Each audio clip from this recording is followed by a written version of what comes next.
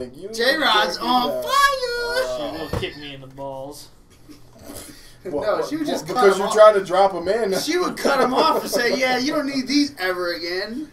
No, I tried to make that process happen, and she wouldn't allow it. So. The vasectomy? Yeah. You're trying to get snippety, snip, snip, snip. You're not doing that. I might want kids. Holy shit. Fuck that. You got kids. That's the intro. Watch, it's going to drop like right now.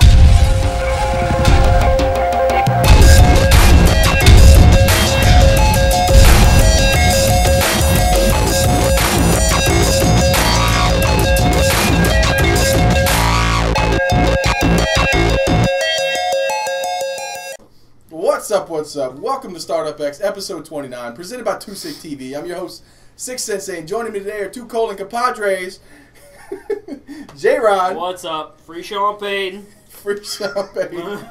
If you guys didn't know, we're out of New Orleans area, and yeah, there's a whole lot of nonsense going on with the football stuff right now. We may touch on it just a little bit. These two are football fanatics, but suck my cock. Anyway, also joining us today is Six Psycho. What's happening? Oh, not a lot, man. We got a couple things going on today. Some I want to start off with gamers' rights and how gamers feel entitled so highly, and what is the right entitlement versus the wrong entitlement. You know what I'm talking about? So first of all, I want to talk about a video that I saw on Ronaldinho 1224, I think is his channel. I saw a video talking about Call of Duty 4 and Call of Duty World at War, and how they're on consoles at least they're hacked to shit. They're hacked to the point where you can't even see. There's like text scrolling all across the thing. Yeah. People got aim bots and all stuff like that. Video was pink, couldn't see shit. Yeah. On the video, his whole screen was pink. Now for you, I know you don't give two shits about Call of Duty, but hypothetically speaking, dude, look, I don't care about Call of Duty. They get hacked the fuck. Well, actually, dude, I don't like hacking. Period. So I want to do a hypothetical, right? So we're going to talk about this for a minute. I want to do a hypothetical for you. When I say Call of Duty, just import Battlefield multiplayer. Dude, hypothetical or not, if the game's hacked, dude, say it's Battlefield. Dude, say they hacked Mass Effect 3. It just came up. I'm not playing it again. I don't like playing that game. I realize that you don't like playing that. They got some hardcore fans, and they enjoy what playing if they enjoy the game. Exactly. And when it's hacked to fucking shit. Well, dude, don't get me wrong. I still like the game. And I'm pissed off that I can't. It's just I can't play hack games. It's not, okay. I'm not gonna. Well, no. That's the point. That's the point. People right? out there doing this shit need to stop. The guy in the video, dude. he couldn't play the game. Right, his totally whole screen agree. was pink, and obviously he's not gonna play the game until it gets fixed. Right. And that's the point. You're entitled. You just paid for the game. Exactly. We all paid for the games, and we're entitled to having the multiplayer that we paid for. Am I right? Correct. So input Battlefield here. If Battlefield 2 or Bad Company 2 was hacked to shit, and you said, oh, you know what, tonight I'm going to spend my night in Bad Company 2, and you jump over there, you paid for the game, you know the game, you have a certain fondness for the game that I got all my unlocks, I know the maps, all of this shit, we're going to jump in as a squad and play. We jump in and it's hacked to shit, people got aimbots, helicopters just like, nailing you all over the place. I mean, what aren't we entitled to have that game fixed at least? Yeah. So that's what I want to talk about. I'll put a link in the description to Ronaldinho's video because I don't know where else to find it. But, that's one type of entitlement that I wanted to talk about. I think that is the proper form of gamer entitlement. We paid for the game. We get the game to play, right? Not only that, it's just, how much money does Call of Duty make? They make enough. And what they're asking for in this is they're not asking for them to go in and fix each individual hack because obviously that would take a lot of man hours. They're asking for something. Consequences for doing it. They're looking for a tattletale type of system where you tell the system that they build, that they're hopefully build, that this person is hacking the lobbies, and so many bans within a certain amount of time, or so many reports within a certain amount of time, they get banned for a certain amount of time, and hopefully that could fix the game overall. And again, that's just what I would call the proper type of entitlement. We paid for the game, we got the game, this is what we played and loved, and then all of a sudden it got hacked to shit. I think it needs to be fixed. Dude, my question is, go for it. All right, what enjoyment do they get out of hacking games like that? Making the screen like totally pink the way you can't see shit. What enjoyment do you get out of that? That is something I'll never understand. Like, yeah, I had Call of Duty. That's fucking it's what? bragging rights. It's just saying that they did it. That's all it is. you sit and pay $60 and you sit in a corner. What enjoyment do you get out of that? People still do But that shit. but some people do it. Some that's okay because that's part of the game. A pink screen is not part of the game. So I mean, there's nothing they can do. But hopefully they'll fix that because I do like playing COD 4, not only on PC but on. Oh, you don't like playing, I know, but I got it on PlayStation. I like playing it sometimes, always with the thumbs down. But in controversy to the proper type of gamers entitlement, the bad side of gamers entitlement. Now we're gonna jump into Mass Effect. Now Mass Effect had an ending we touched on last week that was controversial. People did not like it, and for most people didn't like it in any way. They have multiple endings, and obviously nobody likes any of the endings. I've played through it once already. I've gotten to one of the endings. I haven't gotten to the other two endings yet, but the ending I've gotten, I mean, I had no qualms with it. And there's few people out there who didn't. But could you look at that ending and go, I kind of understand people's issues with it. Could you do that? Could you at least do that or no? Being the end of this massive trilogy that it is, this freaking badass story. Yeah. I mean, I could have some. I would like more closure. I mean, there is a certain amount of closure, but dude, I would have liked a little more. But I mean, could you see people? Now, this is what we want to talk about in the entitlement thing. Keep it on the subject. There is a petition out there. Oh, I'm sorry. There was a petition out there for BioWare to change or alter the ending in Mass Effect. Now, I want to touch on this real quick, and I want you two's opinion on this. Is gaming a form of art? Is game, not gaming, right? Is a game, they build a game, Portal 2 or Mass Effect or even Call of Duty, is it kind of a form of art? I believe it's a form of art. I believe it is too. It's just like a movie. Yeah. It's just like music. It's just like a painting. It's a form of art. So, I mean, you paid $60, you got what you got. Are you entitled to a different ending because you're unhappy with it? Dude, you buy a movie. You're not happy with the ending. Do you strike up a lawsuit? Say, I want you to remake this movie. I don't like this or ending. Start a petition more than a lawsuit. I mean, they started a petition, and my biggest problem with this is, and I think this is setting a very, very negative precedent for anybody else who wants to make an epic game, like a big trilogy or anything like that, because they're changing it. Now, I can respect BioWare for listening to their consumer, and I can respect them for doing that and saying, hey, you don't like what we did. We're sorry. We thought it was okay. Let's give you a different ending. They're going to give you additional closure. Now, it's not necessarily a whole nother ending, like a different ending, but they're going to give you additional closure to the Mass Effect series. I give them props for reacting to their customers' responses and stuff like that, and giving them an alternate ending. But also, I mean, should gamers have been up in arms so heavily about it? If I put this many people and this many man hours into this game, and it's selling this well and it's doing this well, I mean, I'll be like, we've had successes. This is the ending you got, pretty much, bam. I mean, granted, I do see where they're going from, where they don't want to lose their customer base, but I would be pissed off that my so-called loyal fans aren't accepting the way the game is ending. I mean, what do you think about this? I know you haven't played Mass Effect. No, I'm not a big Mass Effect fan. If you don't like the ending of it, I mean, that's a personal thing. Yeah, right? that's a personal thing. There's a lot of games I play that I don't really care for. Who cares? Who do you think? I can understand you make 3 games, and now I understand it's a huge title. Yeah, but as far as I understand, like you say you didn't like the ending. Say you didn't like the ending. Say I hated the ending. Well, that's okay. I hated the ending. That's that. But why do gamers feel so entitled that they go out and start a petition and raise money for some kind of fundraiser, which is cool. You make money for a fundraiser. That's awesome. But they start a petition to have the artist change what they did. Yeah, his piece of work. That's a little bit negative to me. I think that's the wrong type of entitlement. Yeah. If you talk to me, if you ask me about it. The petition thing's stupid. You don't like it, voice your opinion and move on. Voice your single opinion, and that's fine, right? But starting that petition is the thing that kind of threw me overboard. But they are going to get additional closure. That is news. And I think, like you said, and I do say, you know, hats off to BioWare. They kind of handled this in the more diplomatic fashion. They did it in the best way possible. I agree. You know, there's a lot of people out there. I'm going to go with the 70% probably that didn't care for the ending. Dude, it might be. I just threw 70% out there. You know, 92% of statistics are made up on the spot. So. Except for that one.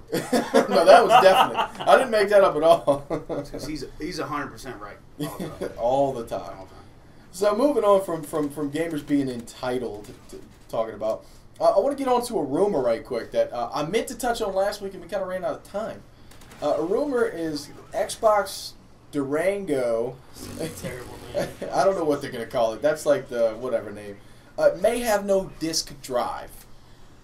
So you're going to have to download everything. It's too soon for that, for a console to have no disk drive. We talked about it earlier in the series. I want to say like episode 25, 24 in Startup X. We're not ready for solid state is basically what you're going to have. Solid state or, you know, huge hard drives in your console to download these games. I'm ready for it. I'm not even ready for it. Everybody's not ready for it, but me in particular. We live in this bubble, right? If you're watching this, you live in a bubble where you have good internet. You have internet at your house, you know. People don't. Man, I work with a guy who loves gaming. He's got a PlayStation. He plays probably almost, you know, every major title that comes out, and he does not have the internet. I've been trying to get him to get on Call of Duty forever. He plays Call of Duty, but he doesn't have the internet. I know that's kind of stupid, right? About me, son. Yeah, talking about Chris, yeah. But he doesn't have the internet, and it's because of where he lives, right? Yeah, internet, he lives out the internet hasn't reached the hills. Yeah, he lives in BFE. The internet hasn't reached everybody. Not only that, you know, it hasn't reached every gamer. There's not enough cable to get way out there. Not only that, the infrastructure can't support it. Even if we did like a pre-download setup and all of that stuff. I mean, if you try to imagine everybody trying to download Call of Duty the day it comes out. The day it comes out. I mean, that's just going to collapse the internet. Talk about petition. Man. The whole internet's going to shut down.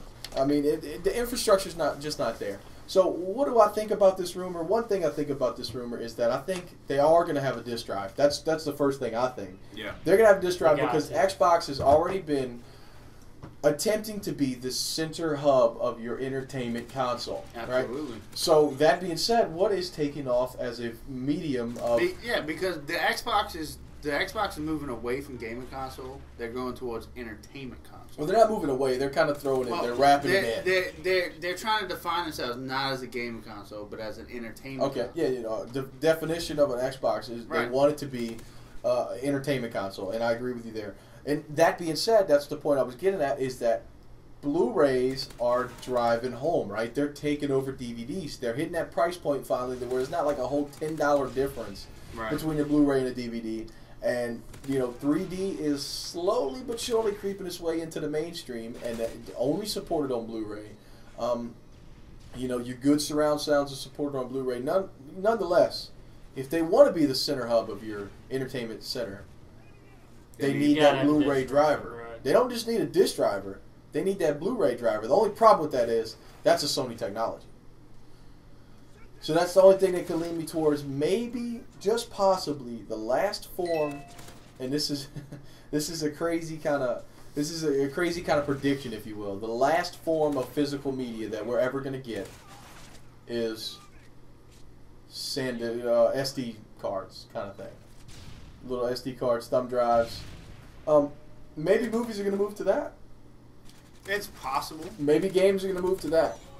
Maybe you know, you're going to have that in your car. You know, a little thumb drive kind of thing. Maybe that's the last form of physical media before we go fully. You can already do that in most cars. Well, yeah, definitely. Maybe thumb drive. Like you go to a store.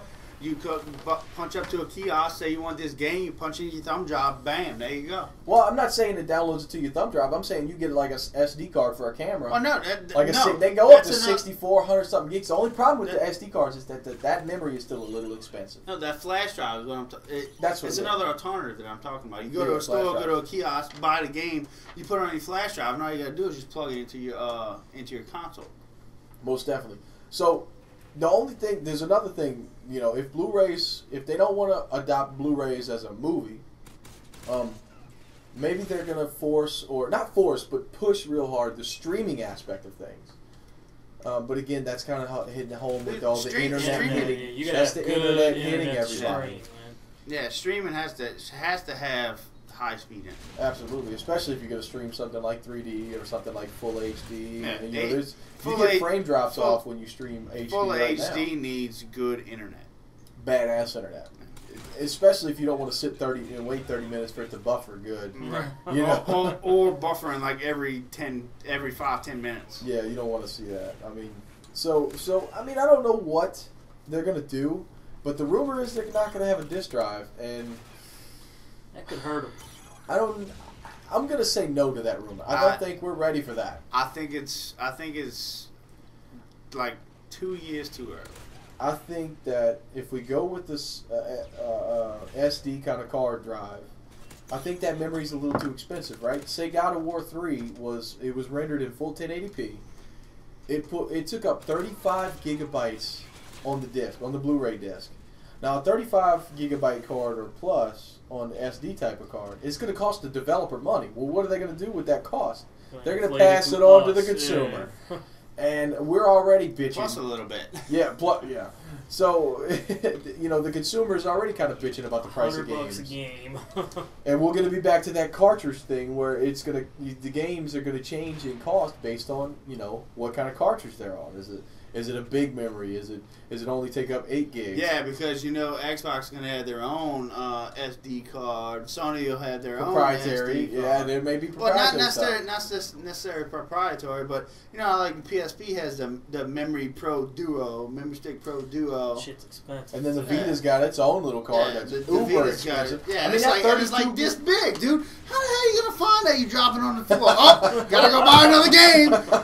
I lost my Call of Duty. It's on bench. I mean, yeah, that's the kind of things. Thank you, sir. That's the kind of things that I think that we're not ready for. We're not ready for that. I think we're, you know, if that is the last form of physical media, I think we're 2 years off, and I think we're only 1 year away from seeing the next generation of consoles. I'm sticking to that. All I know is things are getting too fucking small. This Vita memory card, dude. That if it gets just any smaller, like your cell phone memory card is on. Dude, I know, those are brutally small.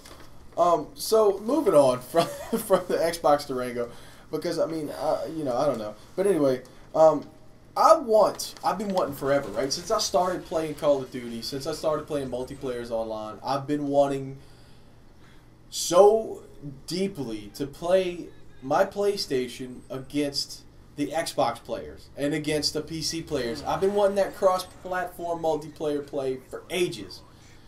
And it'll never happen. No. It'll never happen. You know that. But, you know, Counter-Strike Go was going to cross that line just a little bit. Counter-Strike, if you don't know, everybody knows about Counter-Strike for the most part.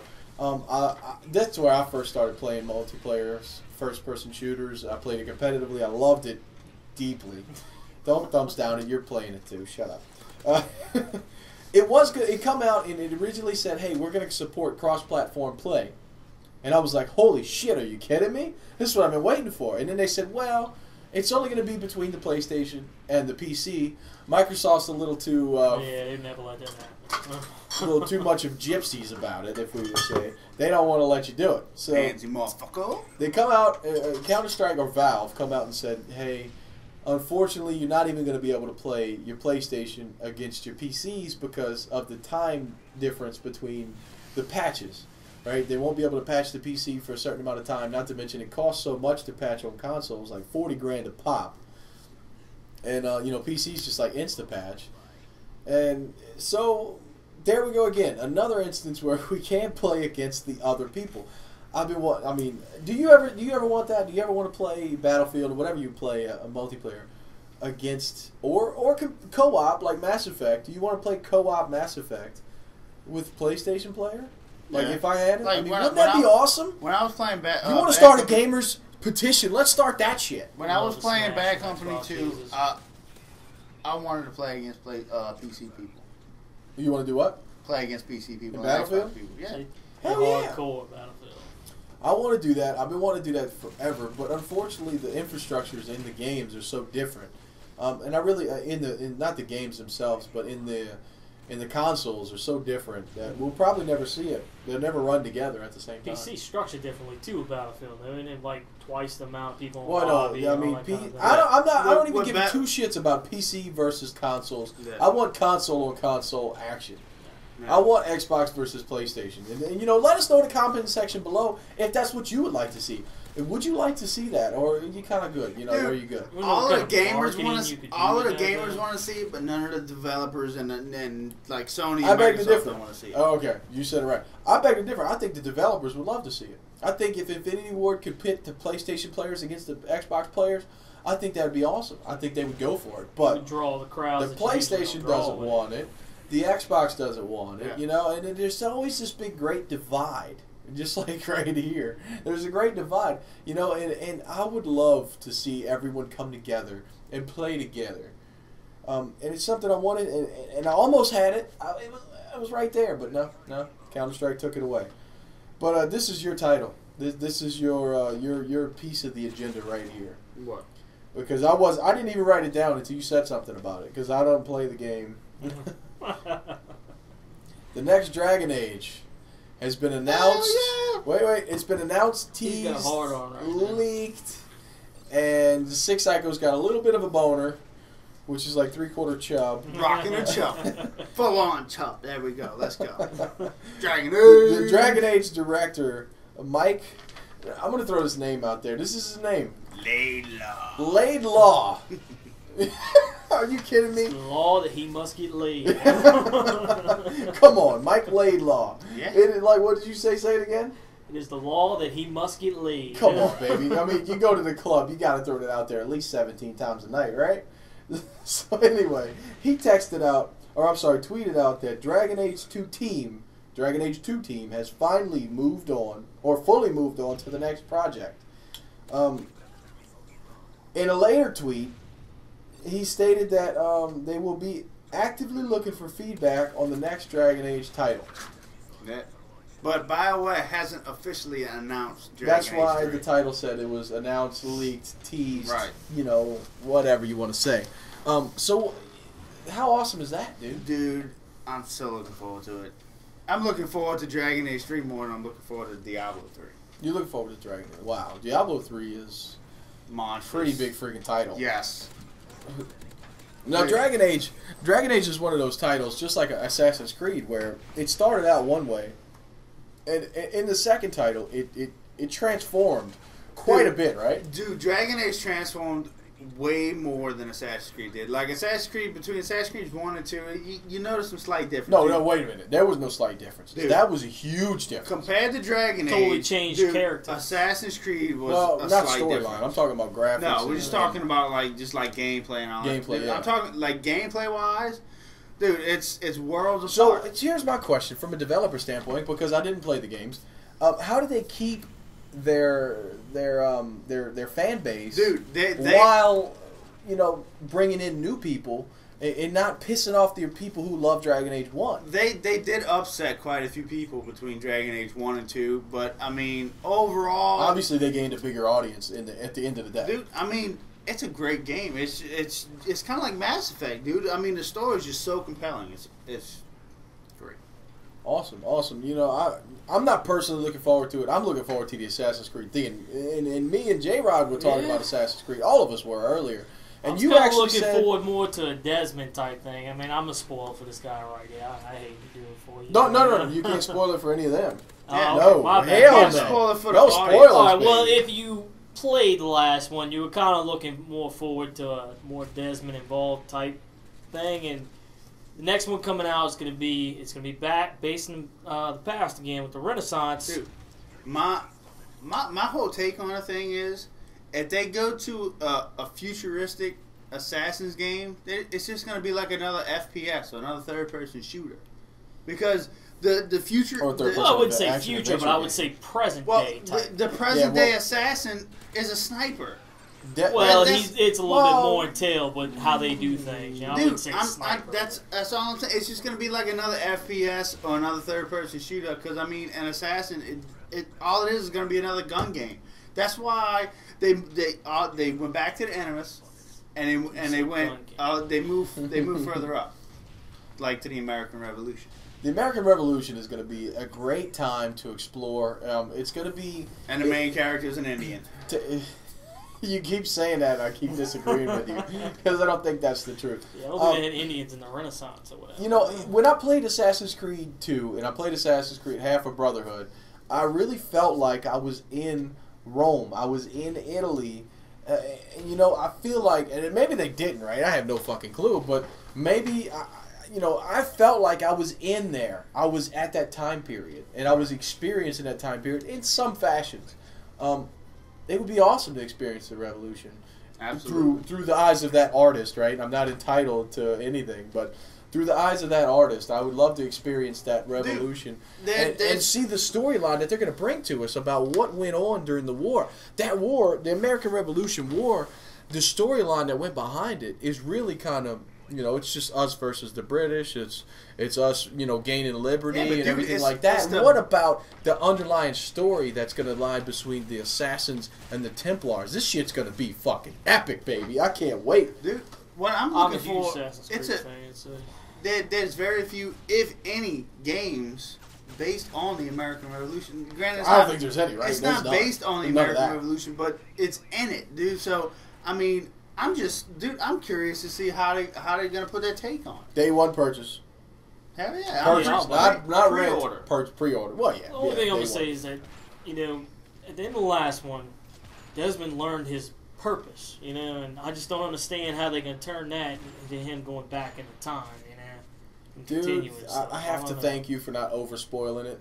He I learned didn't his spoil purpose. it. No, you didn't. I mean, that's good enough. Because spoilers are hard to dance around, you know. Yeah. But okay, he learned his purpose. That's what I've been wanting, right? When I finished Assassin's Creed 2, like I said before several times, I wanted my 3. I wanted Desmond's story to come to a freaking close. And it can, I mean, honestly, can you say, right? You've played both. Well, you played both the other ones. Can you say, honestly, that they're kind of milking it for money? Or was Brotherhood and Revelations needed? Were they needed? Try not to spoil it. Don't spoil it. Revelations was a great game. Just tell me. Just answer the question. And they closed the everything from Assassin's Creed through Ezio is done. They closed Ezio's story. It's done. Altair 2, it's done. You know, I don't know whether. Yeah, we already know that, right? Because we're moving all the way down. Yeah, we're moving to the American Revolution. That's not a spoiler. That's obvious because Ezio they can't be alive. In Europe, they move into America now. Yeah. Well, I mean, he moved from place to place. I mean, I'm not gonna I gotta watch it. I gotta watch this guy. I'm disappointed. I can't believe y'all. I'm with you. I'm kind of disappointed that he's gonna play it. It's not more into the future. I mean, granted, they may put more. Who knows how much of this game? I just don't know where they're gonna turn from the end of the last one. How they're gonna go back? It's Desmond. It's Desmond. I know it's Desmond, but I don't want to spoil it. You're not gonna know what I'm talking about unless you play Revelations. All right. Dude, well, thank you for not spoiling. Maybe the like in the Animus in the American Revolution, it plays like a role like a secondary role towards the present day. Maybe that's where they're. But you haven't played Revelations either, so you have no idea what I'm talking about. I have to play Revelations by next podcast. I will play it. It'll be done. Call out, answered. Anyway, I can't wait for Assassin's Creed 3 to come out. I will. This is going to be a hell of a lot of fun. So anyway, guys, that's all the news or interesting stories we have for you guys today. Thank you for joining us. Thank you, J-Rod. No problem. Thank you, Psycho. Anytime. Startup X episode 29. I'm Six Sensei, and we're out. Peace. Free Sean Payton.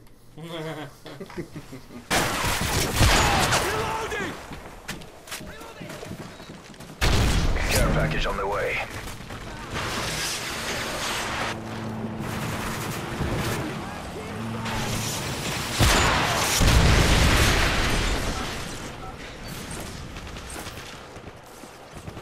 Advanced UAV online. Care package on the way.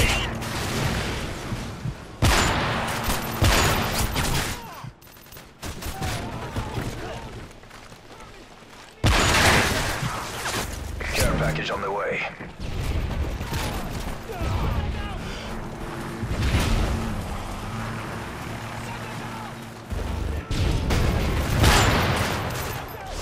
Care package incoming.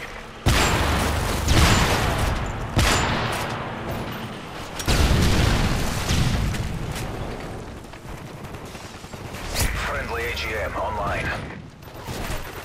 Care package on the way. Friendly A6 overwatch inbound.